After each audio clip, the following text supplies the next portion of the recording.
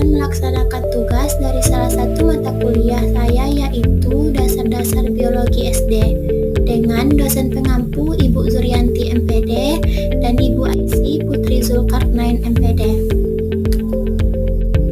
Di sini saya akan membahas tentang pertumbuhan makhluk hidup.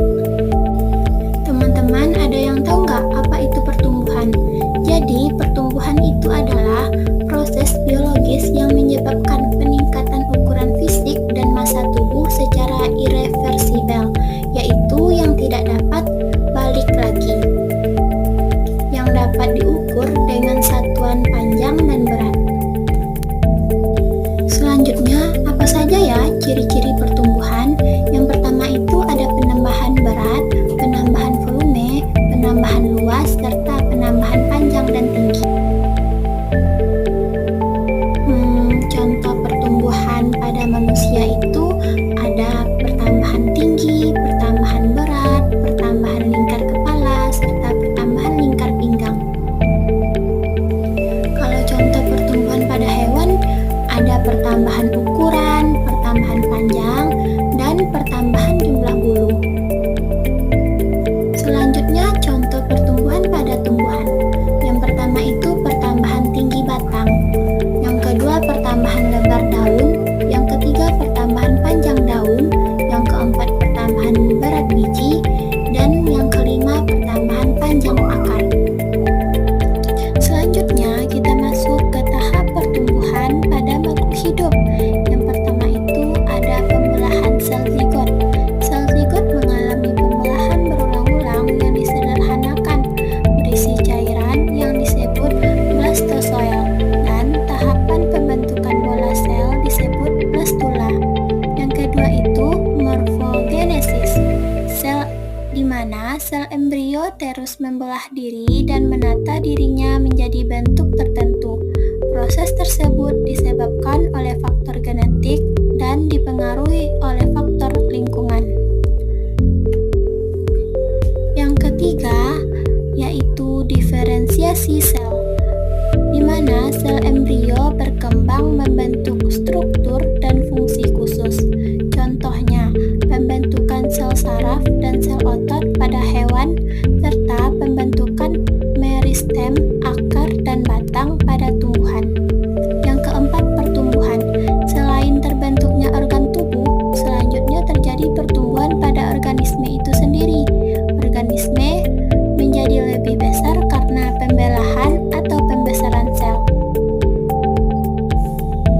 Adapun proses pertumbuhan makhluk hidup pada manusia seiring dengan bertambahnya usia, berat, dan tinggi senantiasa bertambah. Keadaan ini menunjukkan pertumbuhan. Pada tumbuhan, yaitu biji memerlukan air dan oksigen untuk menjadi energi pada pertumbuhan awal.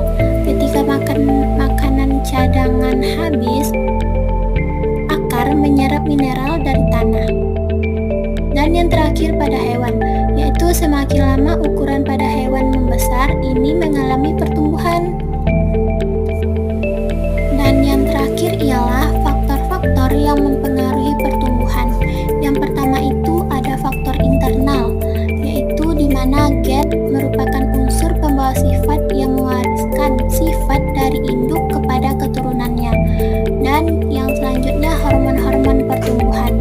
Yang pertama itu pada hewan, semua tumbuhan mempunyai hormon yang sama, yaitu auksin, memanjangkan sel, giberelin, memacu pertumbuhan batang dan perkecambahan, sitokinin, yaitu pembelahan sel, asam absisat, yaitu menghambat pertumbuhan, dan yang terakhir etilena, yaitu pematangan buah. Pada hewan ada growth hormone atau GH, yaitu pertumbuhan tulang dan otot. Ada insulin-like growth factor, yaitu bekerja dengan GH. Ada tiroksin, yaitu mengatur metabolisme dan pertumbuhan. Ada estrogen atau testosteron, yaitu pertumbuhan saat pubertas.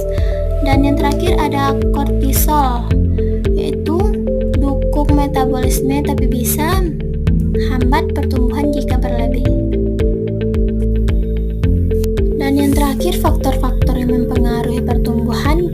manusia itu sama seperti hewan tapi lebih spesifik.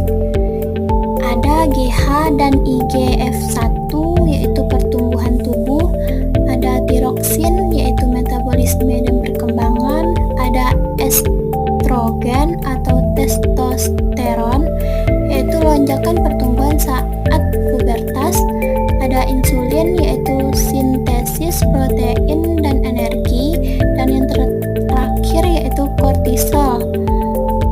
Jika seimbang baik dan jika berlebih menghambat pertumbuhan.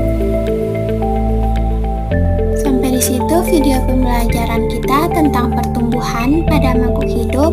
Terima kasih. Wassalamualaikum warahmatullahi wabarakatuh.